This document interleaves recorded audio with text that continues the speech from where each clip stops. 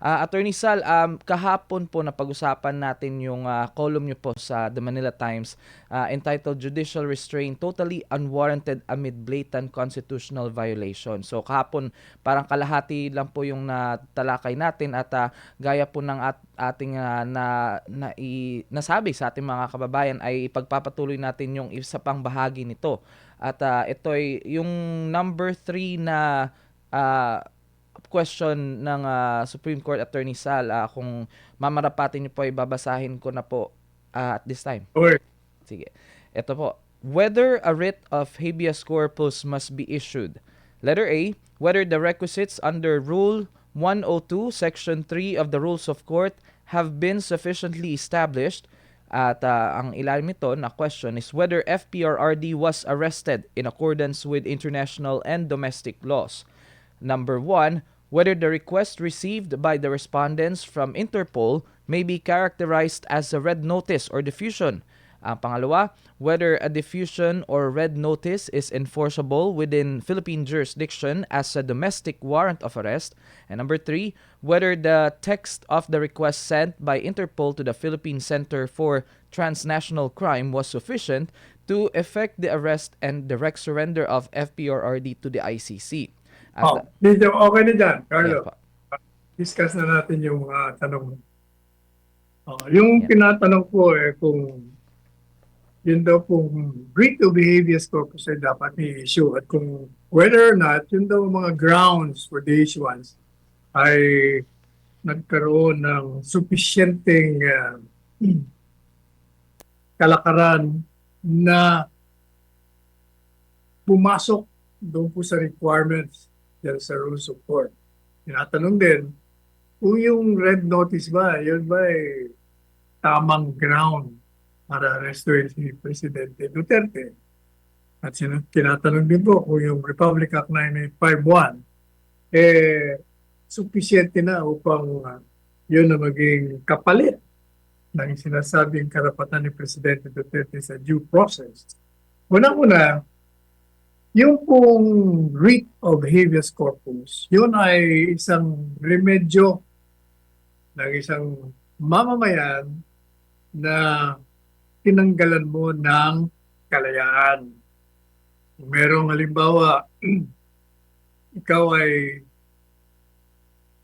pilit na kinukulong sa isang lugar at hindi ka makalabas. Malabas sa kwarto, hindi ka makalabas sa bahay o inilipat ka sa ibang lugar at hindi ka makakilos, walang kalayaan, walang freedom of mobility, nasabi po ng rules of court, pwede kang tumakbo sa hukuman at humingi ka ng writ.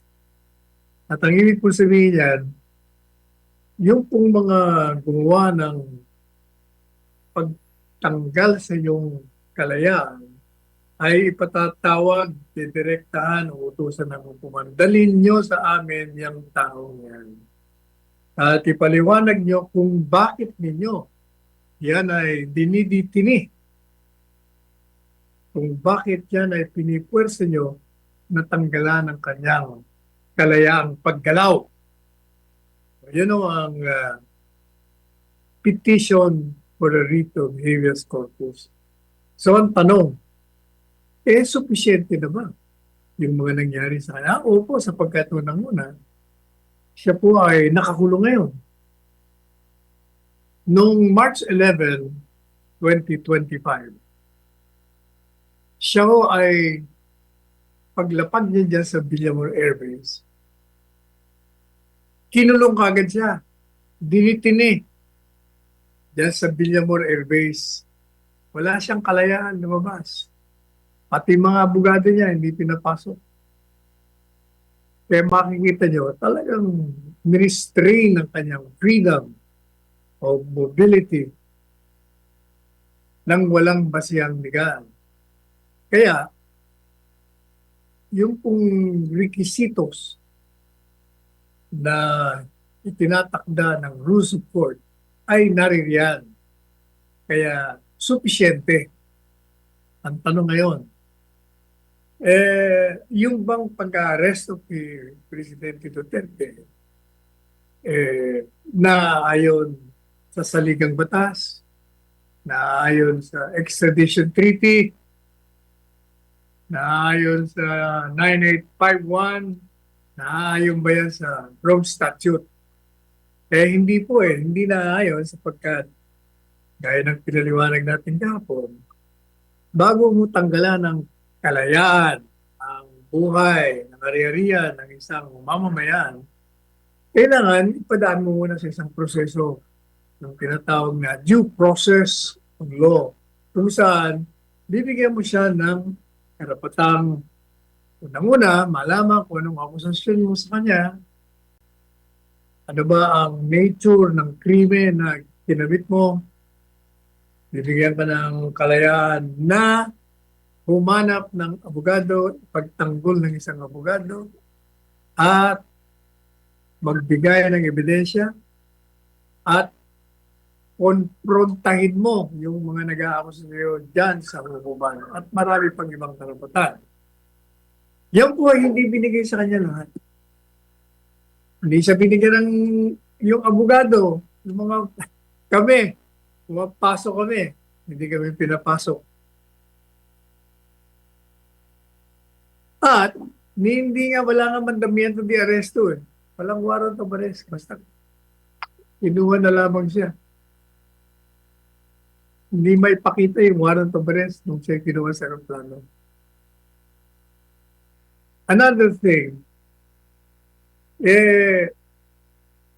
ang sinasabi ng gobyerno, meron daw silang red notice sa Interpol. At yun nga ang ginagamit nila dahil daw tayo ay may kasunduan pang internasyonal. Kailangan mag-cooperate tayo. Pero alam niyo po yung Interpol, gaya ng paliwanag na natin ng paulit-ulit sa programang ito. Yun ay isang ahensya, international organization, na ang tungkulin nito ay di ba, ang tungkulin lang naman ito ay kailangan na humingi siya sa pamahalaan kung saan yung tao na gusto nilang arestuhin sa pakiusap naman ng isang bansa, ng miyembro, doon sa tratado, tulungan sila na arestuhin. At isa pang tungkulin nila, para sabihin doon sa bansa na naghahanap ng isang tao gustong mapa sa kapangyarihan nila, kung nasaan, kasi marami silang organisasyon sa buong mundo. Kaya marami silang koneksyon, alam nila kung nasaan. Ngayon, yun yung red notice na yun. Sinasabi ng na wala silang magagawa kung hindi. Ang gobyerno daw walang magagawa kundi sundin. Kaya nga request pag sinabing request, nakikiusap ka lang. Pwede bang tulungan mo kami sa pag-aresto? So kung request lang ito, pwede mong tanggihan. Hindi obligatory. Hindi obligasyon. Yan isa sa mga dahilan na hindi po pwedeng gamitin ng gobyerno. Pangalawa, sinasabi na nga natin paulit-ulit, wala nga kayong jurisdiction. Madalit sabi, yun ang warrant of arrest na inisyu ng ICC, International Criminal Court. Walang saysay. Bakit? Kung wala kang jurisdiction over a person or over a country, paano magkakaroon ng saysay yung warrant of arrest mo? At yung Interpol, nakiusap lamang ang ICC sa Interpol na tulungan sila. Kung yung mismo nakikiusap, na-arrestuin si dating Presidente Duterte, wala namang jurisdiction. Hindi maaaring masakop si Presidente Duterte ang Pilipinas kasi sa mga kadahilan na nabilanggit natin. Una, yung Rome Statute, hindi naman umiiral dahil hindi nalathala na isang requirement sa batas. Pangalawa, umaklas na nga tayo. Maraming ang dahilan kung bakit wala silang jurisdiction. Kaya, kung yung nakikiusap sa Interpol na makikiusap sa gobyerno ay walang jurisdiction, walang kapangyarihan, di lalo na yung pinakiusapan ng Interpol. Kung yung principal walang jurisdiction, paano mo magkakaroon ng jurisdiction yung inutusan lamang o pinakiusapan? Kaya makikita po natin talagang wala. Walang jurisdiction. Walang jurisdiction kasi nga, hindi nila sinunod, maliban pa doon sa binanggit natin, yung principle of complementarity na kailangan ang bansang miyembro walang kakayahan na usigin ng mga kriminal doon sa mga international crimes na nasa ilalim ng jurisdiction ng International Criminal Court like genocide, mass murder, war of aggression. Ang mga krimen. Ang problema nga, itong principle of complementarity ay hindi po sinunod kasi meron tayong kakayahan na usigin, malusog. Pinakita na natin. Libo-libo na nga ang pinakulong natin. At itong presidente nga, sinipa natin, pinakulong natin. Ano pa bang prueba? Kaya natin at inuusig pa natin. So, on 2 points, wala sila kadahilanan upang pumasok sa ating bansa at usigin ng isang mamamayan natin. Kaya nga itong gobyernong ito, hindi lamang tinulungan, sila mismo ang nag-epekto ng pag-aaresto, pagdidetini at pagpapatapon sa dahig. Ang isa pang katanungan, ito bang pag-aaresto sa kanya na ayon sa batas? Unang-unan, pinakita naman natin hindi ayon sa saligang batas. Ito ba inaayon sa rules of court? Hindi rin kasi sinasabi sa rules of court, unang-una, kung aresto ka, kailangan may mandamiento de aresto ka. Yun ang exception lamang nung kung may ginagawa kang krimen, ora mismo at nakita ng mga aresto sa'yo na may ginagawa kang krimen. Wala naman ng ganun. Pangalawa, sinasabi ng sa rules of court, pati na yung Republic Act 9851 na kailangan mapasailalim ka muna sa hukuman. Kailangan talagang humarap ka sa paglilitis muna. At kahit na yung Rule 59 ng International Criminal Court, yun din ang sinasabi. Ang warrant of arrest, di umano, ayon sa batas nila ito ng ICC. Pag meron silang ni-release na warrant of arrest, kailangan pumunta sila sa lokal na hukuman ng bansa kung saan naroroon yung aresto nila.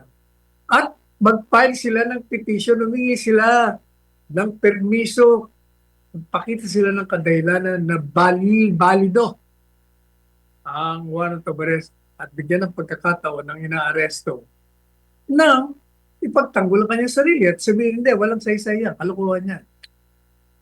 Ayan pong lahat ay nilabag ng ICC, ng gobyerno nito. Kaya kahit saan nyo tingnan, sa lahat na kanto, in all 4 corners, wala talagang jurisdiction. Illegal lahat ang ginawa. Ang pamahalaan o ng International Criminal Court. Sa ngayon, pwede na muna natin yung itigil yung diskusyon niya kasi maraming tanong Maraming tanong na dapat sagutin. At gusto ng Korte Suprema sagutin ng mga abogado, ng petitioners, respondents, pamamagitan ng Solicitor General.